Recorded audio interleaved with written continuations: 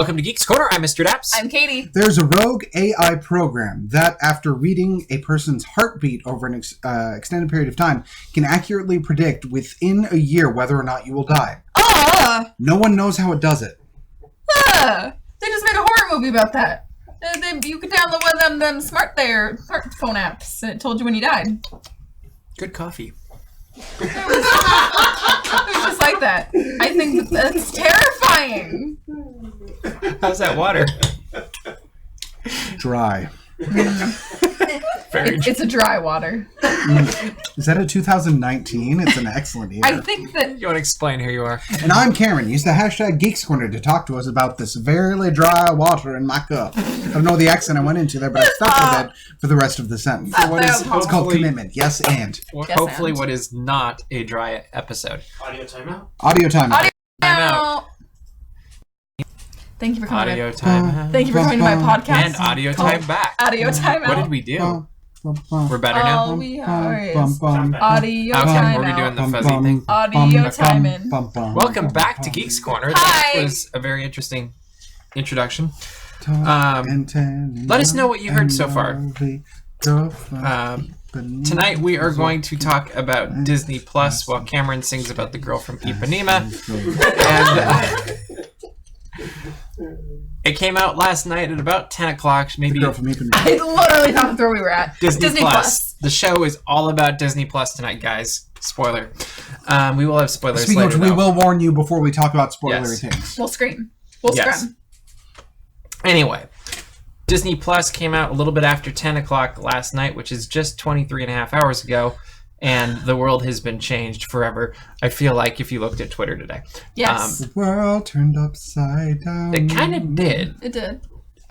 We were talking before the show that there were lots of stories that happened this week that we would normally be covering on Geeks Corner, but this one eclipses them all. And Yeah, that's a bridge we'll have to cross when we get there. Hey-o! well played. If you've been reading DAPS Magic, you know what that's about. Yeah, just go read the internet. You'll be fine. So, Disney Plus comes out 10 o'clock last night. Some people were downloading it right after. Other people were downloading while writing articles and trying to post at the same time, which would have been me.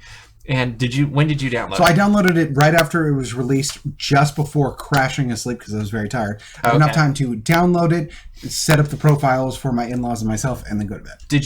So you didn't watch anything last night? Didn't watch anything last night. You were asleep, so you got to download it at 2 this morning, you said? Mm-hmm. Okay.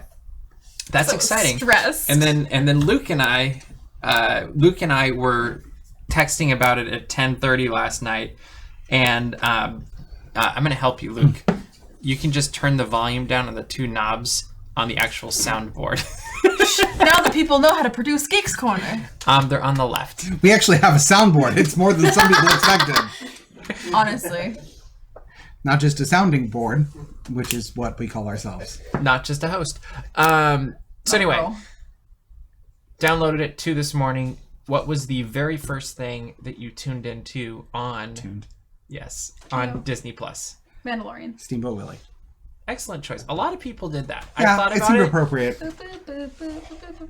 I thought about it, and then I kind of did this marathon of testing different shows to see if they would work, and so I went through a handful.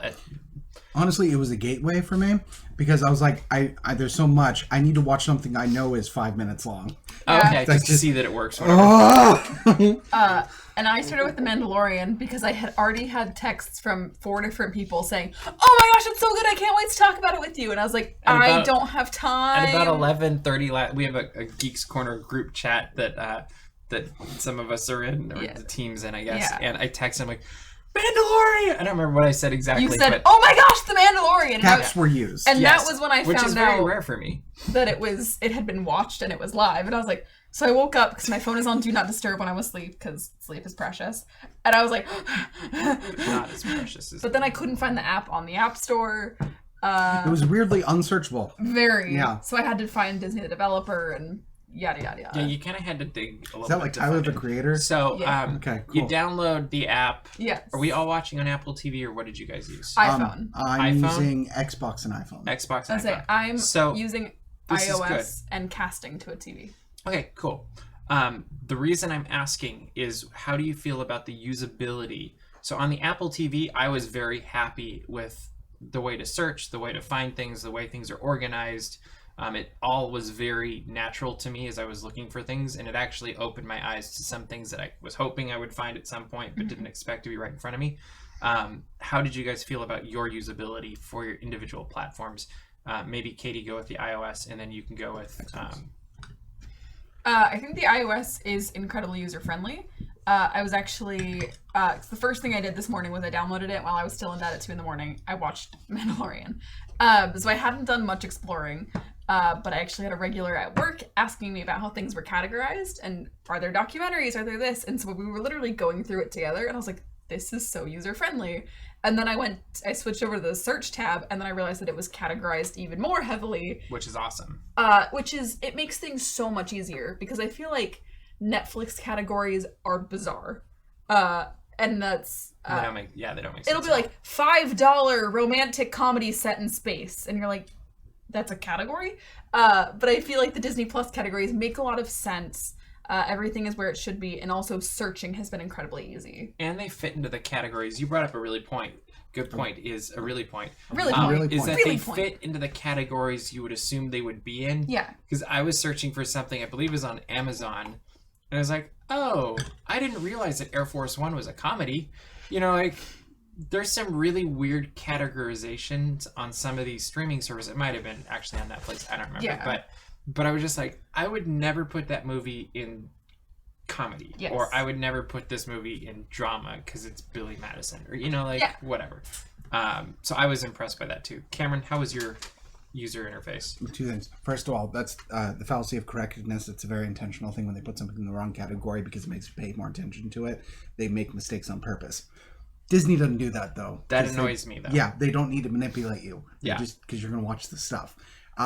I enjoyed the interface as well. I had one big kudo and one minor complaint.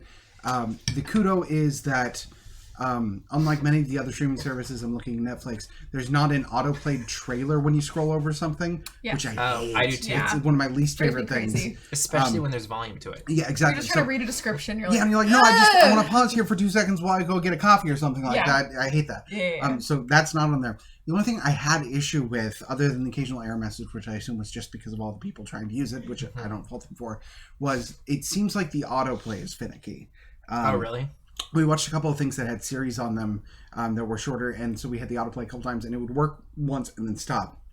I don't know if that's a feature of the app or if it's intentional or not, because there's an option to turn on autoplay, which I did, but it seemed like it worked once and then it wouldn't go anymore. So I'm wondering if it's a bug or not. Or if it's one of those things you don't watch too long and not be in the room or something. Maybe. Because I would love, specifically because we have a dog and we like playing things over several hours, if there was an option to be like, no, just go ahead and play it. All of the DuckTales. Just go. Yeah. But I'm very disappointed nobody said woo-woo. Thank you, Kevin. But I was going to say, because I'm too distracted about thinking about DuckTales and how nothing is in chronological order Much for DuckTales. Better. That's true also. That's weird. At first, season 1 wasn't on the streaming service at all, and now season 1 is there, but it's not in chronological order or in production order. It's just kind of all just there. So I'm sure that's a glitch. Yes. Here's another question I have. Have you tried to rewatch something you've already watched? Yes. No.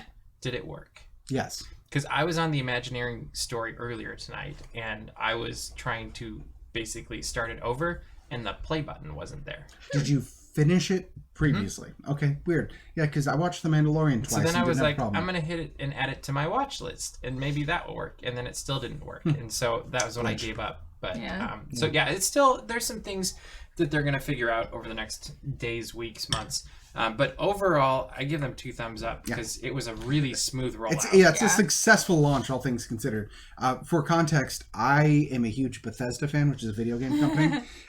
And comparatively, this is the smoothest thing in the entire world. Yeah, it's true. If I can handle a Bethesda launch and still be like, okay, they did mostly good. This is like streamlined nothing. Accurate. Well, and think too, like we have now access to 4K streaming for some of these movies. Like they had the whole section and like HD Ultra. Yeah, and that's a feat in itself to get working, and that was really impressive. And I don't feel like Disney Plus was ever down for long periods of time today. I had a couple glitches that I could reload pretty quickly. Yeah, I was gonna say I had to reload once.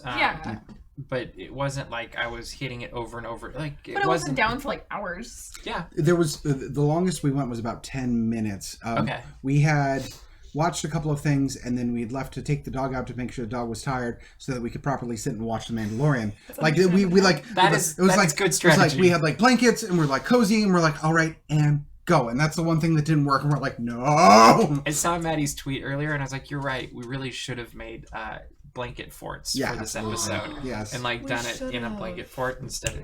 We can do that on the set? Oh yes. All First right. perspective. Just asking. All right, you're doing this. So here's your nails one are thing. clicking, they don't even touch. That's impressive. That's impressive. Because they're nubs. There is one thing you really have to give credit for this though, is Disney websites have never been known for being easy to navigate, functional, quick. Like they're kind of hard. They've always been hard to work around. Yeah. And this is exactly the opposite, where it was very intuitive, very easy. The moment you're in, you're like, oh, this is great. I can figure out everything in 15 seconds. So I definitely give them kudos on that. I also, I would jadedly wonder if there have been any recent losses at Hulu and Netflix that have recently been hired at Disney. I almost guarantee it. Yeah. Well, Hulu is Disney. Well, so but specifically over. like on the, maybe they transferred over. But and they did hire some, I know they brought in some outside talent for this, and they bought a whole company for this. The point is they made some thinking. They made some thinking done. Did something to do. Yeah. And I'm glad they did. So my first thing I checked out was The Mandalorian. Yes. And then I went through my spree of making sure other things worked, and I finished. Then I went back and restarted. Oh, thank goodness. We have an extremely goofy movie. Well, Thank goodness basically. we have Mr. Boogity. Correction. Yes, that one. I didn't actually check that last night. Really? I'm very surprised. I did check out Herbie Rides Again, Sammy the Way Out Seal. I should have. The Bears Dachshund? of... I already knew that was her. You know what one wasn't on there, which I'm pretty sure is a Disney movie. The only one I wasn't able to find that I did see clip for was the Punks film. Do you remember Punks? It was a DCOM. Mm-hmm. It was an acronomia statement of Punks. I totally forgot about that. Which they had a backpack that gave them superpowers, basically. And a kid used it for chores because he had to go do chores to go save everybody. I just remember there was a kid that walked in. They were all bringing in like stuff to go raid a base, and like he brought in a leaf blower, and he goes, "It's a leaf blower, blows leaves, legal in 13 So I'm going to states." hop over to Twitter real quick, and our friend in the front row, Steven, just tweeted. Friend Steven. Quoting John Hammond, kind of. All major streaming services have delays. When they opened Netflix in 2009, nothing worked. Yeah, but Netflix wasn't trying to eat the people. Thank you. Before you know it, they've slapped it on a streaming service, and now they're selling. One of the first things, if not the first thing we all watched in its entirety was The Mandalorian. So at this point, if you don't want to hear about it, earmuffs. Keep it on. Give us the streaming credit. When Cameron starts waving frantically at you, that means I read frantically a lot, so when we wave the nose, do the nose thing. I don't know. Nose thing. The ear nose thing. Baseball. Anyway. Oh, yes. Gotcha. Yeah. I understand. Anyway. So spoilers. Mandalorian takes place a few years after Return of the Jedi. Yes. And it follows the adventure of a certain Mandalorian. And where do you want to pick up on this? Like, what do we want to just... Like, there's so much we could... Let's start at the beginning. That intro sequence was interesting with the various heads. Yes. I like that. Yeah. It was clean, and it's obviously something they're going to be implementing for future not main things with the crawl. And I like it because it's like, this is Star Wars. Okay, cool. Yeah. Neato. It had a good look, but it was different, and that was good. Yeah. Then we go into, of course, a cantina-type environment, which I thought was a good establishing presence, just to kind of be like something familiar in a completely different way. And they really set the tone for the show, I felt like. And what was your favorite part about the show? Let's just go there. Ooh. I loved... It's dark and it's gritty, but I also love the lighthearted comediness of it. So I do love IG-11 like a lot. I really expected to see Clint Eastwood at some point. And I also loved, I'm not entirely sure of the character's name, but the first one that he collects the bounty on, that he puts into carbonite. The blue dude, the mithril guy. Yes. Yeah, he was hilarious. Yes. Those are two standouts, just because they feel very Star Wars. Mm-hmm. I think one of the best moments of the show, and you know it's coming, is when he's exploring the ship and he sees all the guns and he's looking at the carbonite and he's trying to play everything off. Was that third one George Lucas, by the way? Because it looked like George Lucas. It could have been. I don't know. It kind of looked like George Lucas. But then you just see Mandalorian pop up beside him and then fight sequence. You know it's going to be. Yeah, you know it's coming the whole time, but then it happens and you're like, yes! But yes, he's a very... I think the character itself is fascinating. You know, it was also... You just brought up an interesting thing, too. For the previews that we've seen of this, not a lot of it was from the first episode. Nope. Yeah, no. Mm-mm. Like, there was a lot of unfamiliar things happening throughout the course of the episode. The only thing I really recognized was the shoot pull through door closing. Yeah. That's the only thing I recognized. Which was tasteful. Yeah. Yeah, it was done, like, it implied the gore without actually having to show it. Yes. But it still gave that guttural... It was that moment when IG-11 shot the thing above its head. Yeah. Yeah, that was good. Those are the moments you're like, oh, it's good. But it doesn't. It's not like overtly violent. Yes. But it definitely has that gut punch you're looking for. It's the implied violence, and I think that actually is one of the most effective ways to do the storytelling for a fight. Favorite Easter eggs? Life Day. Life Day. Life Day. It's real hard to beat Life right. Day. It's, I just love the fact they were like, and it's canon now. Life Day. I have one. They call out the Mythrosaur, I think, which is deep canon cut. So they reference the Mythrosaur. I think I'm saying that right. It's a very large dragon-like creature that the old Mandalores were supposed to ride, and it's also the logo is a Mythrosaur's head. Yes. Like, so they called way back on that. Did anybody else think of Galaxy Quest when they saw that? Yeah. Anyway, keep going. But yeah, so there was a lot of cutbacks like that to like old like legacy stuff that like certain directors and producers are like, no, it's canon, it's getting in the show. I mean, it's a lot of the stuff with the Mandalorians with there being a Mando Cave, the armor classing. Yeah. There was a few moments where it's like you intentionally put this in just so you could officially say it really exists. Yeah. And like it almost read to the level of saying the title in it, like it had that same energy. But they did. There was so much heart behind it that like even the Life Day thing, which was the most blatant thing in the world, you're just like, ha ha, Life Day's real. And it was the right person to say it. Yep. And it doesn't come across as we want this to be canon or contrived in any way. Yeah, it feels very natural, and then later you're like, oh, now it's canon, haha. But it all feels very natural in the storytelling, and none of it feels forced, and none of the writing force, but none of it feels like they're trying to make fetch happen. They're just it's not a thing. Just stop trying to make fetch happen. They're just doing it, and it's very, very interesting. It was very interesting. What'd you think of his ship? Firefly class. Like it's Serenity. Like it's all it is. How much do you think it was connected to the Clone Wars? I mean, it's to me it looked very it's a design Clone element. Wars. Well, it's pre-Imperial, so like they're definitely I'll say this: the design aesthetic team did their homework. Like even to the point where from speeders to ships and to there's use of CG. It's tasteful use of CG, but like there is a distinct difference between the CG quality between this and the films. If you know what you're looking for, you can see the difference. That being said, I'm highly impressed with what they actually came up with. What they lacked in probably budget to actually film, even though there's a ton of budget in it, they made up for it by a lot of intention and research into what they put in. And being tasteful with how they're yeah. And use of practical effects in general. Which was a very good choice. So good. So let's talk about the big elephant in the room. In fact, it's a little elephant with big... monkey lizard. They were cooking over a fire. So I loved that. That was good too. What'd you think about the end? It was the perfect choice, and I'll tell you why. All of us were trying to guess a weird thing that they were going to put. They even told us it was a weird thing at the end. Yeah. Nobody called that. No, that is the perfect choice because it's wild. It's non-disruptive to the rest of the canon. That we think. But in so much as like it wasn't like, oh, and Yoda's still alive or something like that. Like but it's the perfect explainable disruptor. Like it's just they didn't have to stretch the logic too far for that to be there.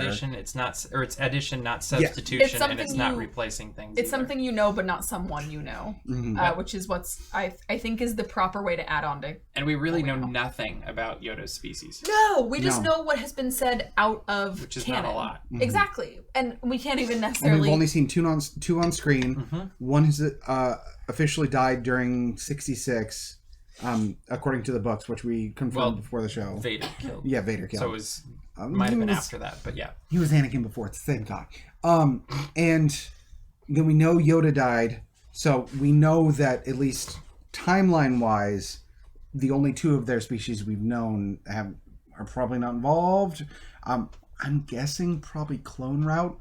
I think that's very possible. Yeah, I think because of some of the other stuff they talked about in the show.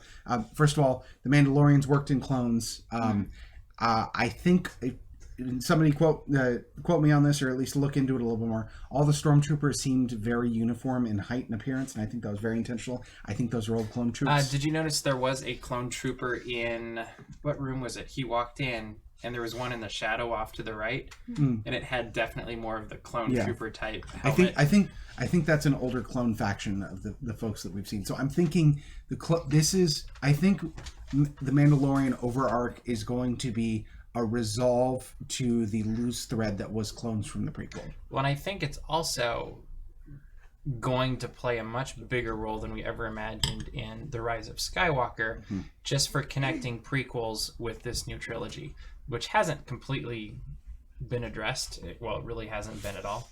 And there's been a couple of nice nods to it in the but film, that's not a full-on. Go ahead. Anywho, the thing I've been trying to say for the last 20 minutes, the things that have been said outside of canon is that these creatures are born of the Force when the Force needs them. If you trace, and again, I don't understand how timeline works. I've tried like 40 different times to understand it. If the math is correct and everything checks out, that puts 50 years before the Mandalorian at the Anakin's birth year. Yep. Which would be a very interesting thing of the Force, Anakin being born of the Force, and then the Force also needing to produce this other thing. Especially if it turns out the Force was manipulated to create Anakin. Yes, fascinating. Yeah, there's lots of different things that could happen there, and all questions. Yes, and I'm so excited. We said the next episode comes out Friday. Is that what we said? Friday. Yep. I'm so excited. This series is amazing. I'm very, very into it. I don't want to call it early on episode 1 and be like, this is the best series ever, but I really am enjoying what I've seen. Well, I just think it'll be interesting to see how it connects with everything else, because we've seen Clone Wars tied up tons of loose ends and really made the prequels that much better. Yeah. Rebels did a fantastic job of connecting prequels with the original series and really building the depth into the creation of the Rebellion, which I assume the Cassian Andor series will do as well, from a darker standpoint.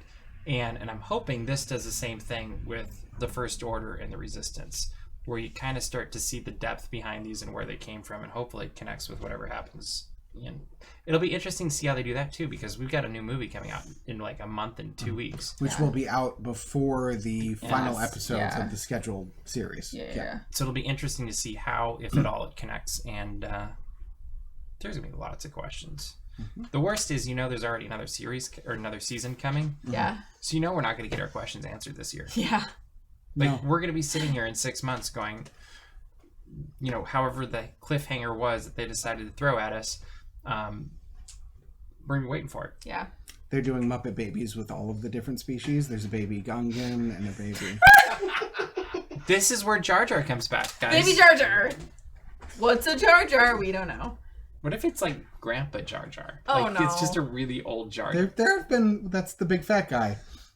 No. I mean, is Jar Jar still technically alive? No. Do we know he died? Yes. It's in the books. Oh, okay. R.I.P. Jar Jar. That's yeah, I'm pretty sure it's in the books. Yeah. Blowing up for Jar Jar. It was pretty soon after Death Star. 3. I would like to see Jar Jar as an old after man. he tanked the entire Senate. Okay. Raw. All right. Well, we're excited about this. We're running out of time, so we're gonna move on to the Imagineering story. We all watched this, right?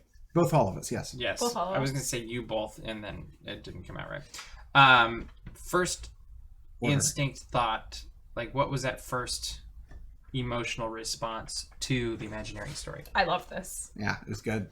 I've talked about it many, many, many, many times, but parks were like what I cared about as a kid, and that's what I cared about growing up. Because like movies, as we all know, I have many gaps in my movie knowledge, but parks were very tangible to me, and so I always was reading books and reading literally everything I could on parks.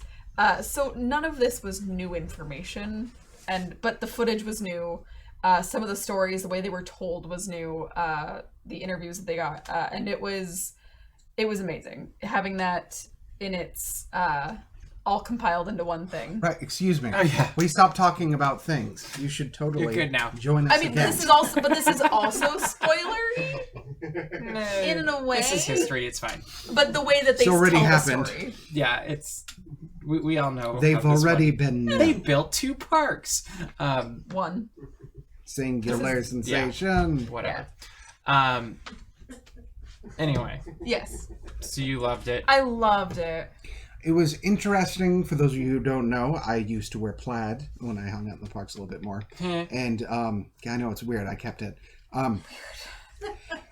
Many of the stories are canonically known for being in that particular field in the parks, but to hear either originators or very close to originators saying them was special. Also, there was a lot of stuff where they didn't acknowledge it, but they showed it on screen, and you're like, oh! For example, I caught the very first plaid was in many of the scenes. Yeah. And she's wonderful. She's a lovely lady. And I caught when they did the first opening shot, there's the Nord statue from the Epcot Pavilion in one of the rooms. And, like, it was a prototype for it. And I'm like, I know that! So there was a lot of that kind of stuff I enjoyed. Yeah, I thought I think I was telling you earlier that it was really interesting because a lot of the stories being told by the people who can still tell them that weren't pre-recorded, I've heard from those people, like at different events and parties or whatever, and that's just been a really awesome thing. But I always kind of wonder, like, why isn't anybody ever recording these? And I never felt appropriate being like, hey, can you say that again? You know, kind of like that seemed inappropriate too. And I'm really glad that Disney decided, hey, let's go document these. Let's get them, you know, put down or saved and then put into a storytelling narrative that's us. Like it's the storytelling telling their own story, or storytellers telling the story of the storyteller. Well, and that's what it is. The archival recordings that they have to use to tell the story, and then people like Marty Sklar, which I definitely was like, the first time Marty Sklar showed up on screen, because this documentary has been in the works for a very long time. Yeah. So, but things like this where some of these people aren't around to tell these stories anymore, and it's all in a very Well, some of his stuff was from when Pirates of the Caribbean came out, and they were doing special features for the movie. I'm pretty sure. Yeah. I was like, I'm pretty sure I saw this in the Pirates bonus features, but no, they totally nailed it, and they told the history of, really, it's Disneyland and Imagineering on that, moving towards Walt Disney World, but just through Walt's life, and they told it in the way that only Disney can tell a story. Like, I don't think any other organization could do this. No. But you need to have that insider, which they have. I mean, it's kind of a family production. Except when they got a little dirty and started calling out other studios on replicating them. That was... that was funny. Catty. That was funny. I liked that. It was so catty. It's not inaccurate. Unlike other companies, these companies that we're naming right now, it wasn't inaccurate. You know, it was great because they were right that it was people thought of putting their flag in. Well, people thought of like, remember when we did all this first and y'all copied it? Yep. I just had to send this for the third time. It was like people thought at the time that it was just dirty carnies and it was like Burbank turned down Disneyland because theme parks had a bad rap, and then Disneyland did it, and other people went, "Oh, we could do that. Oh, we could do that," and they did it. But yeah, it's in a very concise. You could have given all the same materials, all the same interviews to any other company, and this documentary wouldn't have come out of it. Yeah. Oh, not a chance. No. Like, and part of it's because none of them had Walt, but it'll be interesting to see how this series progresses, just because the story dramatically changes after Walt's gone, and it's going to take a different. It's just going to go a bunch of different ways, and that's what's exciting about it. And I'm really almost more excited to hear about the recent, like the later episodes than I feel like there's tons on the early era. So it'll be fun to see what happens as it gets closer to the end. I will say, and I've talked about this a few times, but they talked about New York World's Fair, which 1964 New York World's Fair was just a marvel for Disney time. But they talk about that. They go into It's a Small World. They go into Mary Blair. They go into Alice Davis. They go into all these things. And I was already crying, and they go into Tower of Four Winds, whatever. So I'm crying. And then they immediately go into We Keep Moving Forward, Opening New Doors. And I was like, this is a joke, right? Like, it was like tailor-made to make me cry. And then immediately from that, going into the last leg of Walt's life, I was like, this is punch after punch after punch. Like, it was hard to watch in the best way possible. And we'll wrap it up with Bailey saying, Richard Sherman talking about the Tiki Room and saying, it's wonderful, Walt, but what is it? Which I now have proof that's and I've heard him say that. Yeah. Like, he's told me that story. And so that was one of those moments, like, I was really happy that they finally, like, they have it, and it's going to be there hopefully forever. And that's a great thing. So, what are you most excited to see next on Disney Plus? The next episode Watched a lot of stuff today. The Imagineering Story? No, something new. Something that new. You haven't seen at all. Like something original content-wise? Whatever you want. I don't know. Something you haven't watched on Disney Plus yet. Okay. I just added a couple things to my watch list that are things that are old. So I have original Muppet movie, because I've never seen it. Good call. Mary Poppins, 1964, because I've never seen it. And Waking Sleeping I Beauty. wouldn't admit that on camera. That's actually, if you read my review on Imagineering Story, when people would ask me for Disney documentaries, that's one of the ones I would hit. Yeah. Also, The Boys is an excellent one too. Walt and El Grupo is also great. Cameron, how about you? It's been several years since I've watched the prequels. I'm gonna go back and watch those. Nice. I think that's the direction I'm going to. I was like, oh, I didn't actually own all of those, and so it'll be fun to see those and see them look amazing on TV. Sounds good. All right. Should go to thegeekscorner.com. That is thegeekscorner.com. It's a place where we talk a lot and do stuff like this over and over and over again.